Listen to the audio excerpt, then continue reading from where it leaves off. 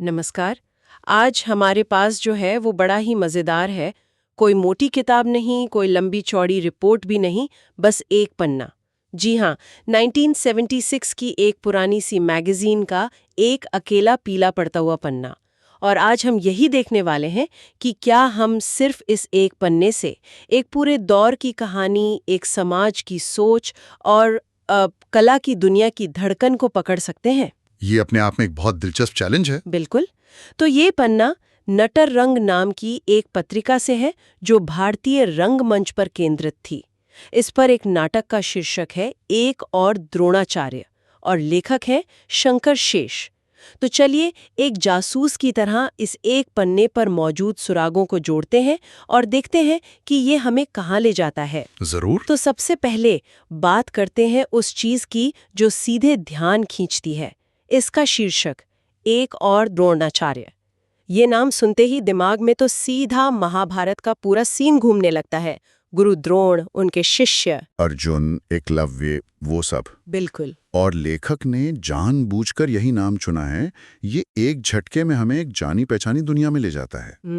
लेकिन यहाँ जो सबसे दिलचस्प शब्द है वो द्रोणाचार्य नहीं बल्कि एक और है। एक और। हाँ, लेखक यह नहीं कह रहा है कि मैं आपको द्रोणाचार्य की कहानी सुना रहा हूँ। वो कह रहा है मैं आपको एक और द्रोणाचार्य की कहानी सुना रहा हूँ। यानी ये महाभारत का कोई रीप्ले नहीं है, नहीं, बल्कि उस किरदार का एक नया वर्जन। बिल्कुल शायद आज के जमाने का। सही।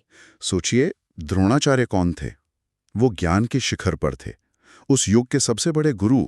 लेकिन साथ ही वो एक ऐसी व्यवस्था का हिस्सा थे जो नैतिक रूप से खोखली हो चुकी थी। वो हस्तिनापुर के राजमहल से वेतन लेते थे और इसलिए जब भरी सभा में द्रौपदी का अपमान हो रहा था तो वो सिर झुकाए बैठे रहे। उन्हें पता था कि ये गलत है, पर वो अपनी नौकरी और अपने वचन से बंधे हुए थे। बिल्कुल। और यही है वो नैतिक दुविधा, ज्ञान और कर्तव्य के बीच, सही और मजबूरी के बीच का संघर्ष।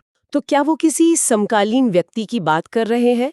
शायद कोई यूनिवर्सिटी का प्रोफेसर? हो सकता है कोई प्रोफेसर जो बहुत प्रतिभाशाली है लेकिन एक भ्रष्ट शिक्षा व्यवस्था का हिस्सा बनने पर मजबूर है। या कोई वैज्ञानिक जो जानता है कि उसका आविष्कार विनाश के लिए इस्तेमाल होगा पर वो कुछ कर नहीं सकता। बिल्कुल यही।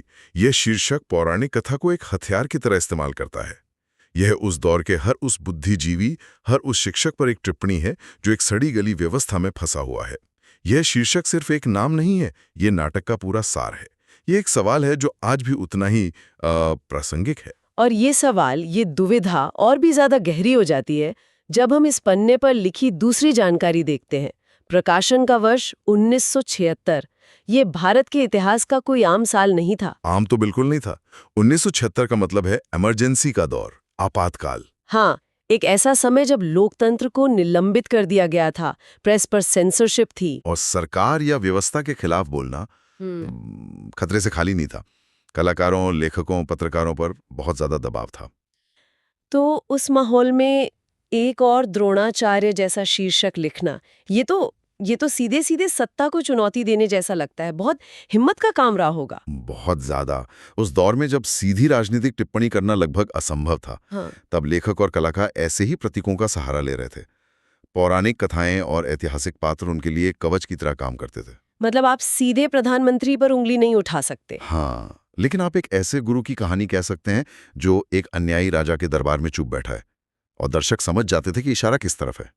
लेकिन एक सवाल मन में आता है, क्या ये एक तरह का सेफ रास्ता भी नहीं था?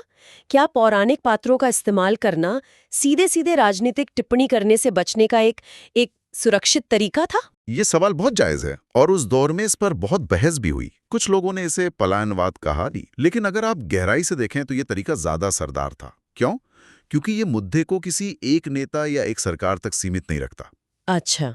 ये उसे एक यूनिवर्सल नैतिक सवाल बना देता है। शंकर शेष सिर्फ 1976 की सरकार की बात नहीं कर रहे, वो हर उस दौर की बात कर रहे हैं जहां ज्ञान को सत्ता के सामने घुटने टेकने पाते हैं। इसीलिए ये नाटक आज भी प्रासंगिक है। अगर उन्होंने किसी नेता का नाम लिया होता तो शायद ये नाटक आज इतिहास का एक फुटनोट बनकर रह जाता। ये बहुत दिलचस्प बात है। और जैसा आपने कहा, शंकर शेष अकेले नहीं थे जो ऐसा कर रहे थे। बिल्कुल नहीं, ये उस दौर की एक पूरी साहित्यिक लहर थी। गिरीश कर्नाड ने तुगलक के जरिए सत्ता के पागलपन को दिखाया। और धर्मवीर भारती का अंधा युग। हाँ, अंधा युग, जिसमें महाभारत के बाद के विनाश को दिखाकर आधुनिक युद्ध की विभीषिका पर टिप्पणी की।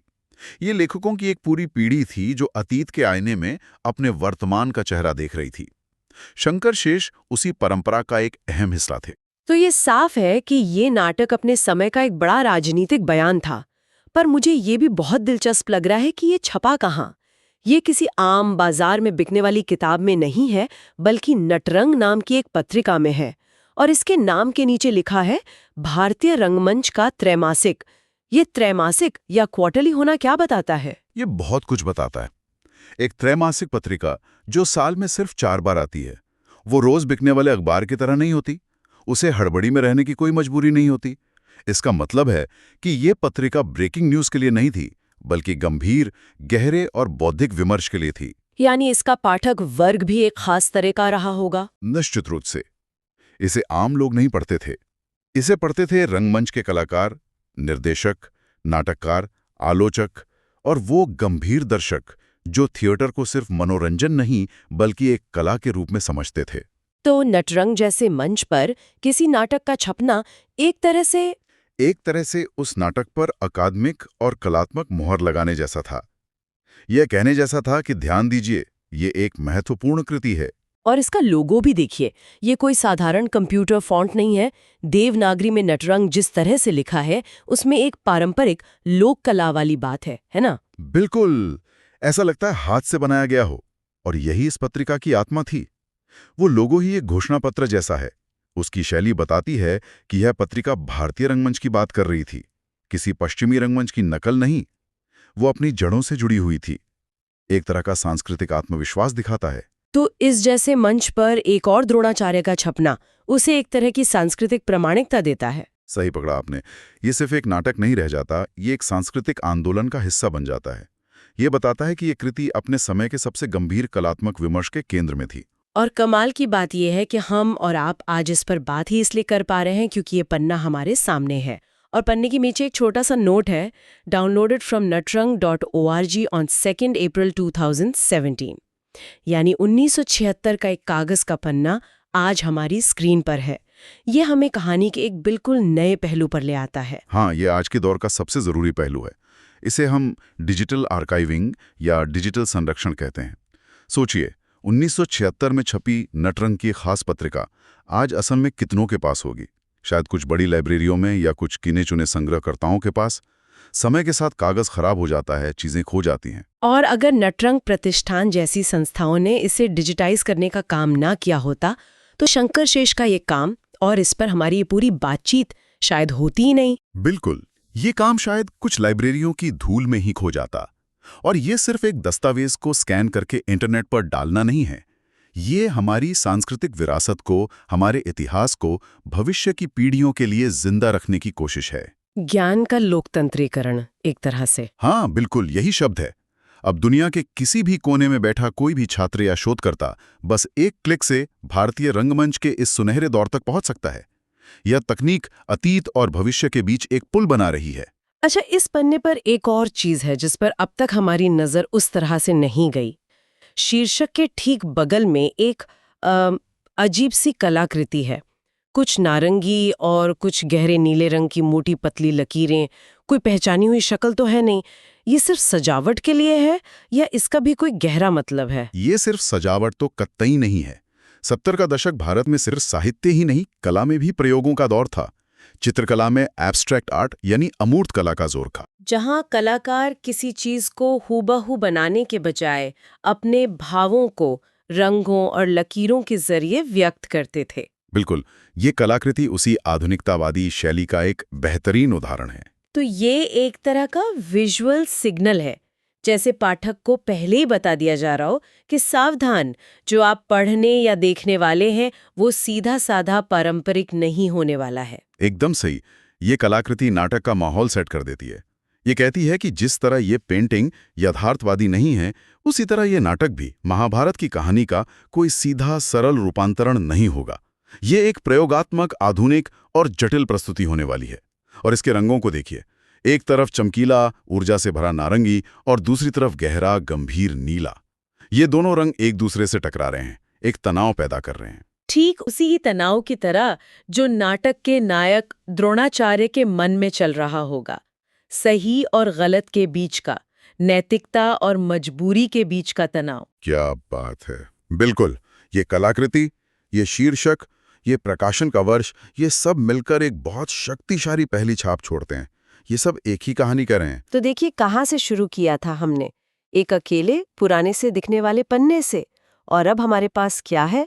हमारे पास 1976 के भारत की राजनीतिक घुटन की एक झलक है, उस दौर के कलाकारों के प्रतिरोध का एक तरीका है, भारतीय रंगमंच के गंभीर बौद्धिक आंदोलन की पहचान है, और डिजिटल युग में इतिहास को सहेजने की तकनीक का एक उदाहरण भी है, सिर्फ एक पन्ने से। यही तो संदर्भ की ताकत है।